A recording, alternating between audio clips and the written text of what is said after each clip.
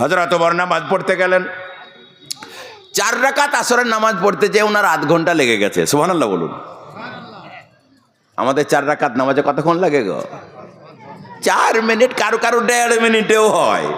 ধর কোদাল দে মাটি কিসের তো কাঁটা কাটি, ফাটাফাট কবিতরের দানা খাওয়া মতো ফাটাফাট ফাটাফাট ফাটাফাট। 4 রাকাত নামাজ আধ ঘন্টা লেগে গেছে। সুস্থ হলে নামাজ পড়েছেন। আল্লাহ তাবারক তাআলা যখন পবিত্র কোরআনে বললেন ওয়াকুমু লিল্লাহি কানিতিন, খবরদার যখন তোমরা নামাজ পড়বে বিনয়ের সাথে চুপচাপ দাঁড়িয়ে যাবে। এই আয়াত নাজিল হওয়ার পরে সাহাবারা এত চুপচাপ নামাজ পড়ে যেতেন, এত চুপচাপ নামাজ পড়তেন, এত বিনয়ের সাথে দাঁড়িয়ে যেতেন। একজন সাহাবী বাগানে নামাজ পড়ছে, পাখিরা মনে করছে এটা বোধহয় কোনো খুঁটি হবে। এ কাঁধে একটা পাখি, এ কাঁধে একটা পাখি, মাথায় একটা পাখি বসে গেছে, তবু হেলা নাই, দোলা নাই, নড়া নাই, চড়া নাই। এ হলো নামাজ। আল্লাহ বলেছেন চুপচাপ। এক জিহাদে গেছেন নবীজি, জিহাদে অনেক রাত হয়ে গেছে। আল্লাহর নবী দুজন সাহাবীকে বললেন তোমরা একটু জাগো, আমরা একটু ঘুমিয়ে নেই, 4 ঘন্টা ঘুমাবো। 2 ভাই মাশওয়ারা করলো, ভাই 4 ঘন্টা আমরা 2 জনা না জেগে 2 ঘন্টা করে ভাগ করে নিই। একজন বলল আমি 2 ঘন্টা ঘুমাই, আর তো 2 ঘন্টা নিগরানি কর। ওই বেচারা নেগরানি করবে, চারিদিকে তাকিয়ে দেখলো কোনো দুশমন নাই, তা বেকার দাঁড়িয়ে থাকবো, উজু করে নামাজে দাঁড়িয়েছে। আহা, যেমন নামাজে দাঁড়িয়েছে সূরা ফাতিহা শেষ হয়েছে, কাফের বেঈমান দূরে ছিল, দাঁড়াধার তীর মারতে লেগেছে, তীর মারতে লেগেছে। এত তীর মেরেছে, তীর খেতে খেতে 70টা তীর ওর গায়ে ঝুলে গেছে। আধ ঘন্টা ধরে 2 রাকাত নামাজ পড়েছে। নামাজ পড়ার পরে সালাম ফিরিয়ে বন্ধুকে ডাকছে, বন্ধু ওঠ ওঠ ওঠ। বলে খবর কি? বলে দুশমন কাছে চলে এসেছে। তাড়াতাড়ি উঠে দেখছে তার শরীরে 70টা তীর ঝুলছে। বন্ধু বলছে এই কি হলো, আমাকে ডাকিস না কেন? বলে নামাজে দাঁড়িয়েছিলাম। বলে প্রথম তীর যখন লাগলো ডাকলে নে? তো বলছে ভাই কি বলবো, সূরা ফাতিহার পরে কেবল সূরা কাহাফটা ধরেছি, আর সূরা কাহাফটা 1 পারা লম্বা। এতই মিষ্টি লাগছিল সূরা কাহাফটা পড়তে পড়তে, ওই সূরা কাহাফের মিষ্টিতে কখন কখন 70টা তীর লেগেছে আমি বুঝতেই পারিনি। সুবহানাল্লাহ বলুন। এ ছিল নামাজ। আর আমরা এমন নামাজি, আমাদের গায়ে ভয়ে মশা বসে না। মশাও জানে ভণ্ড নামাজি আমাকে নামাজের মধ্যেই মার্ডার করে দেবে, দরকার নাই ও ঝামেলায়। যে নামাজ এমন হতে হবে।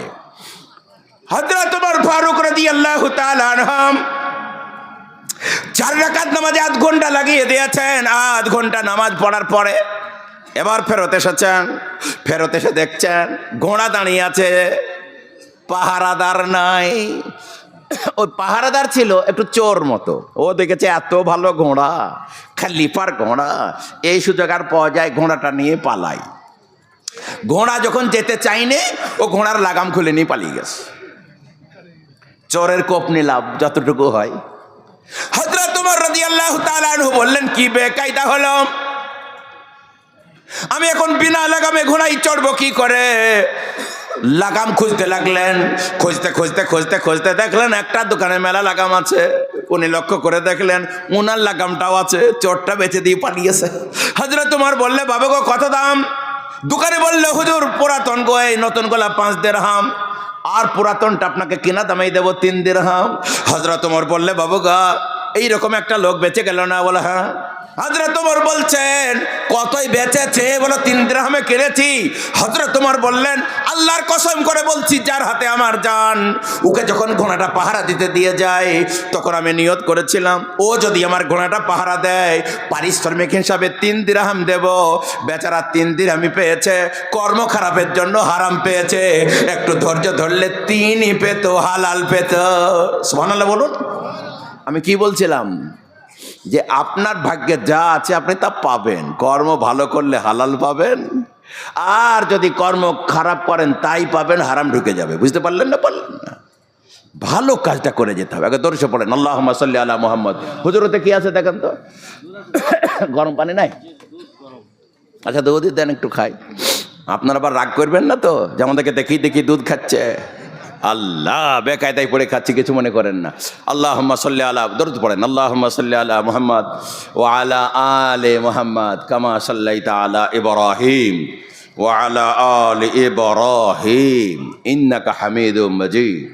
আল্লাহুম্মা বারিক আলা মুহাম্মাদিন ওয়া আলা আলি মুহাম্মদ কামা বারাকতা আলা ইব্রাহিম ওয়া আলা আলি ইব্রাহিম ইন্নাকা হামিদুম মাজিদ।